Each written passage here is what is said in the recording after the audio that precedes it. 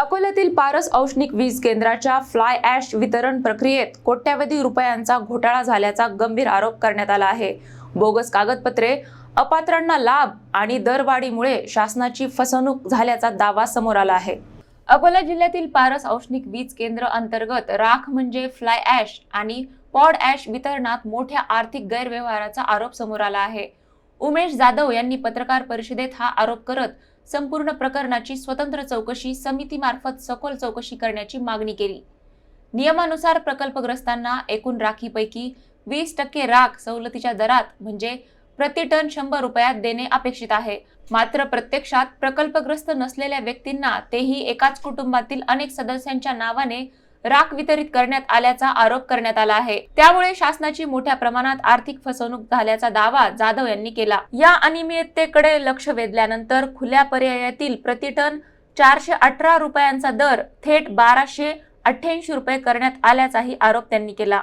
या संपूर्ण व्यवहारात अंदाजे 17 ते 18 कोटी रुपयांचा भ्रष्टाचार झाल्याचा दावा करण्यात आला आहे।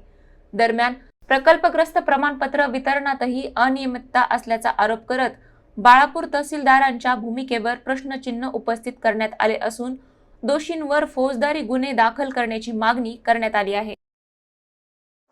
पारस औष्णिक वीज केंद्रामध्ये सवलतीच्या दरामध्ये जे 20% राखीचं समजा वितरण करण्यात येते, ते वितरण व्यवस्था जी आहे त्यामध्ये समजा जे निकष शासनाने ठरवून दिलेले आहेत त्या निकषानुसार मुख्य अभियंता पारस आणि तहसीलदार बाळापूर यांच्या पत्रावरून यांनी जे राखीचं वितरण केलं आहे यामध्ये खूप मोठा कोट्यावधी रुपयाचा भ्रष्टाचार झालेला आहे। नियम असा आहे की प्रकल्पबाधित शेतकऱ्यांनाच 20% राखीचं वितरण करायला पाहिजे, परंतु यांनी नियम बाजूला ठेवून वैयक्तिक स्वार्थासाठी यांनी जे राखीचं वितरण केलं ते फार चुकीच्या पद्धतीने केलं आहे। त्याची आम्ही रिसर तक्रार केलेली आहे आणि त्याची आम्ही चौकशी मागितलेली आहे आणि हा जो करोड रुपयाचा झालेला भ्रष्टाचार आहे हा उघडकीस जनतेसमोर यायला पाहिजे अशी आम्ही आज पत्रकार परिषद घेतली आणि सर्व पत्रकार बांधवांना आम्ही त्या बाबतीत विनंती पण केली।